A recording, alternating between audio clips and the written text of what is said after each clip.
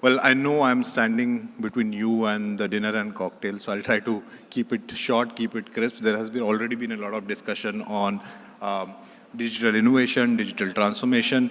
I think what G7CR does is basically enables organizations to achieve their whole digital transformation journey. So there are a bunch of slides here, but I'll quickly talk about who we are, what we do, and some business use cases that might be relevant to you all. And we are happy to really assist in organizations like yourself, take those use cases forward. So G7CR is a Bangalore-based cloud solution provider. In fact, we are the largest direct cloud solution provider for Microsoft. We do roughly $60 million, a little upwards of $60 million in revenue, driving digital transformation efforts across organizations that are from different segments, primarily enterprises. 60% of the revenue comes from enterprises, but then if I look at our customer base, 90% of the customer base is actually SMB. What do? We do pretty much anything and everything on Microsoft Azure. Exclusively we've worked on Microsoft Azure, not only to build confidence in Microsoft, but also to build confidence in business community, saying that, hey, look, we are one technology shop. We work with Microsoft. We built our expertise on this, and we can deliver anything and everything on Microsoft technologies. There are a few slides here. From a cloud services perspective, we basically work across all solution areas, namely infrastructure, data and AI being our specialization, security, and of course, digital and apps. We talk about development as well as modernization. A lot of the applications, a lot of your firms probably are using our applications that are either monolithic or our legacy applications. We basically help them modernize to migrate them to cloud on a more scalable infrastructure. In fact, going back to the discussion we had, or the panel discussion we had earlier today with respect to digital disruption, of course there were a lot of concerns with respect to whether it fits your needs, whether you have the talent pool, what are typically the things that you would consider. Well, as a partner, a Microsoft partner, and as a advocate for cloud, this is what we do. We basically simplify this whole journey, from ensuring that we do the right sizing, the total cost of ownership. If you don't see the benefit, of course, you don't move forward. But we do the entire exercise of total cost of ownership. We create the necessary bills of materials, the bills of quantity, and so on and so forth. And eventually, basically, if you think that it kind of addresses your business as well as commercial priorities, well, we take the next step. We take it to migration, and eventually, basically, manage it throughout manage the workload throughout the life cycle. So that's part of our cloud services offering. If you see, we conduct a lot of workshops, assessments, design, as well as POCs. And I'll focus more on POCs as we move forward, because that's probably something that is going to be relevant to you all. I'm sure cloud as well as digital transformation is not new, but some of the use cases might be, from a data and AI perspective, might be of great interest to you all. So we'll quickly move to that.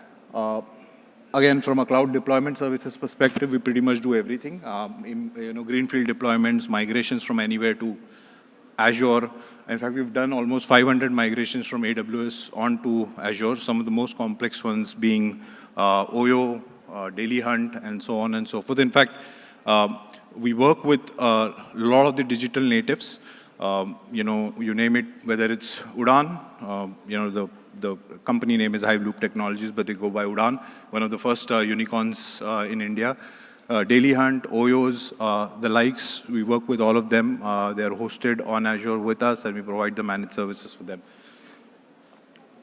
Moving on, again, from a managed services offering, it pretty much covers the length and breadth of what any customer would need when they are hosting on cloud. Mind you, managed services, there are elements here that we charge nothing for. We basically do it free of cost. There are certain elements here where we basically, there is a nominal charge associated. But primary source, and again, I think if anybody has seen the booth outside, we're saying that, hey, look, if you have a data and AI business use case, right, we're happy to give you $10,000 of credits for you to basically run a POC. We'll be the ones who would be helping you with the POC. Of course, it will be our responsibility to ensure that the scope of work clearly identifies what the success criteria for those POCs would be, and ensuring that we deliver that. And for that, we are, of course, there is a card that we're giving away which has $10,000 on it. You just have to scan the QR code, enter your business use case. If you do not have a use case for data and AI implementation, you can still use that card, raise a business consulting request, and we'll be happy to do that at no cost. These are some of the migration projects that we did. If you see quite a lot from AWS, a lot from on-prem, and a few from GCP as well. But the new deployments, almost 570 of them in the last 1.5 year alone. Why G7 here? Well, as I mentioned, we're the most certified partners of Microsoft. We have gold competency on pretty much anything and everything that Microsoft has. From our advanced specialization perspective, we have third highest number of advanced specializations, as well as we are also an Azure Expert managed service provider, which means that puts us in, Microsoft roughly has around 17,000 partners across the globe. There are only 90 of them. The number keeps changing. It's sometime, 2 months back it was 92, now it's 90. It might go to 91, but don't quote me on that. But approximately 90 partners are AEMSP, which is Azure Expert Managed Service Provider certified. So we're one of them. We've also, we started our cloud business back in 2016. As early as 2019 and 2020, we already won the Country Partner of the Year for Microsoft, which in itself is a big achievement, given the fact that we work with a lot of, the competition is a lot of large volume licensing providers who have far bigger businesses to work with. Having said that, I think the edge we have, or the competitive advantage we have, is that most of the LSPs in the market work as transactional partner, while we work with customers to ensure that the end-to-end, the entire life cycle on cloud is managed for the customer. I think this is where I'd like to spend some time. This is where we have multiple use cases that we've already delivered on. Some use cases which we have completed POC but not yet moved to development. I'll talk about those as well. I'll just skip this, and skip this. Okay, there we go. Lovely. So this is an interesting use case with Saudi Airlines. What they were really struggling with is the executives didn't have adequate information, although they had a lot of data, but didn't have adequate analytics built in place to give them, information which could be used for effective decision making. So this was one of the projects. It eventually moved from being a data analytics project to a full-fledged AI ML implementation project. So initially we started with data warehousing. We basically got all the different sources of data together. We put that into data warehouse, built the entire ETL pipeline as well as the analytics on top of it, which solved their immediate problem. And then we basically built on top of it, added a AI ML layer to ensure that there are recommendations. A classic example is what are the number of passengers that are likely to book a flight in a particular sector? How many passengers are likely to really turn up for a flight, and so on and so forth. So that recommendation engine was part of this project. I think the next one is equally interesting, which is we're working extensively with the Ministry of Labor, and this is an ongoing project. If anybody has heard of eShram application. Now, eShram application is government's initiative of creating a database for unorganized workforce of India. There are around 80 million, as per government records, there are around 80 million unorganized workforce in India. An unorganized workforce typically would be your Sabziwala, your Pan Bidi shop, your auto driver, and so on and so forth. I think the objective behind government trying to build the database for unorganized workforce is to ensure that any public benefit related schemes are effectively transferred, and in general there should be a record of what percentage of the overall population really sits in that category. So that was an interesting project. This also involved working closely with UIDAI, because all the unorganized workforce, the only really identity card they really had was Aadhaar card, and the submissions on the eShram portal are done using the Aadhaar card, which then basically talks to UIDAI database. And again, getting to UIDAI database is a difficult task, but of course, with working with Ministry of Labor, we managed to achieve that. It pulls up all the information related to that individual, their banking, I mean, the entire history of an individual, if they have a banking record, everything basically comes through. And that's how government is able to utilize this data, not only to transfer direct benefits, but also to, run targeted campaign. This data is now being utilized by other ministries who are integrating with this database to run different schemes that may have for this particular population. I'll skip this. Again, this is an interesting one. It was a data extraction project. As you can see, FairCent is India's first RBI-registered peer-to-peer lending platform. They basically provide a virtual marketplace for borrowers and lenders. Here, the primary requirement was, again, any KYC documents submitted had to be manually entered into the system. Data scraping tool or the custom tool that we built helped them basically automate that entire process, which basically means we scrape the data from all the KYC documents and automatically enter without manual intervention. That was another interesting use case. Diksha application. So not sure if you've heard of this, but this is again Ministry of Education's initiative back in 2020 when COVID struck. Ministry of Education took up an initiative of building a virtual platform for learning for primarily primary school students. At the time, they had around 6 million students that were on this platform, the education platform. One of the requirements here was text-to-speech and speech-to-text, and as well as converting everything in, making it multilingual to ensure that students across different states, speaking different languages are still able to access at least primary education. So this is an initiative. I think we've already done 7 languages, text-to-speech, speech-to-text, and so on and so forth. This is an ongoing project. We'll continue to work on integrating more languages. Again, I'll skip this. This is just an information requisition bot, much like ChatGPT. The only difference is that ChatGPT is universal. Information requisition bot, when we build a custom solution for you, it is going to help your employees, your customers to really interact with you without really having to pick up the phone. They can simply chat. We work with your database and ensure that relevant information is made available to your customer. As I said, much like ChatGPT works, as I said, ChatGPT is more generic.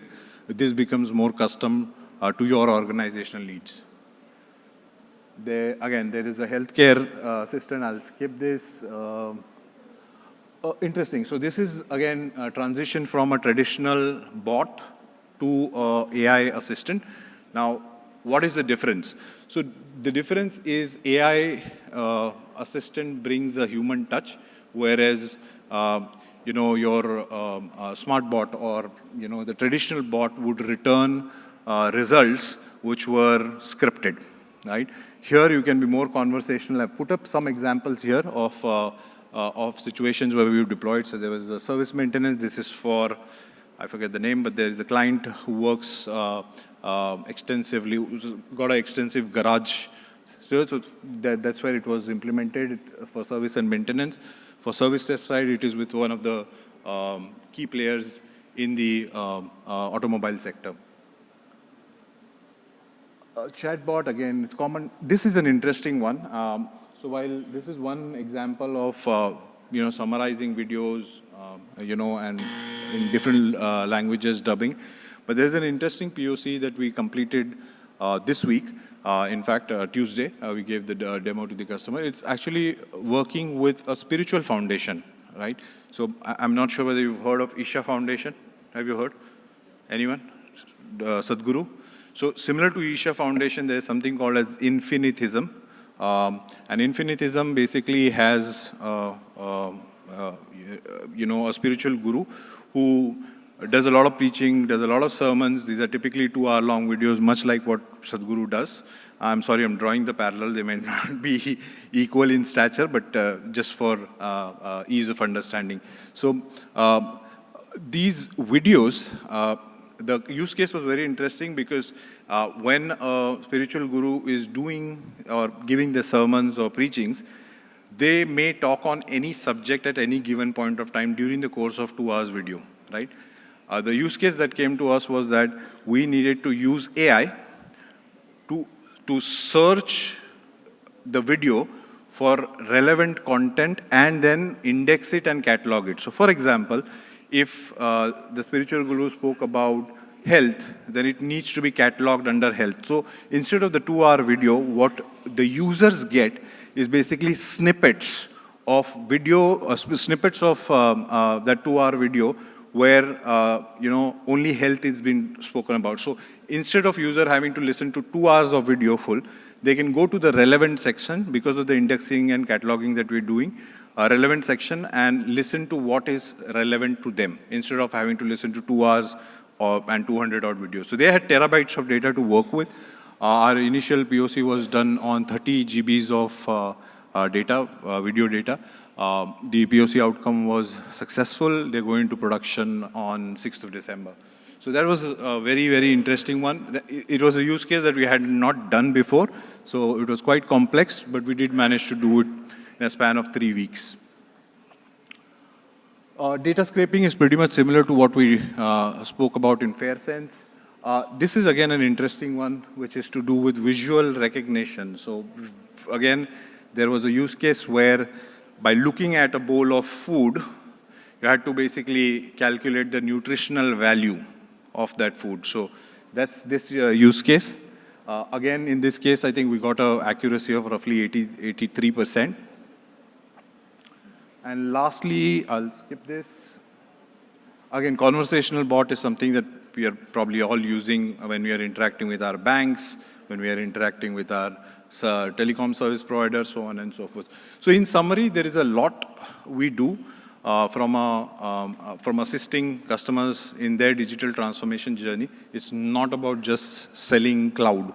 It's about what we do after you're on cloud. So your entire journey from migrating to cloud all the way to driving innovation on cloud is something that we make simpler without really, and again, there were concerns around commercial impact, there were concerns around talent pool and so on and so forth. I mean, no, unfortunately, that's none of that is a challenge for us.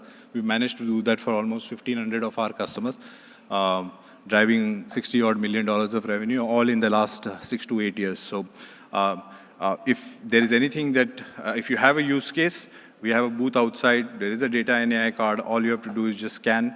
If you don't have a use case, still scan the card, make use of that $10,000, and we will ensure that we do the necessary business consulting if need be. In fact, in some cases, we've brought in KPMGs and PwCs of the world to ensure that if there is a industry-specific consulting that's needed, where a larger workflow has to be consulted upon, we brought them on board at our own cost as well.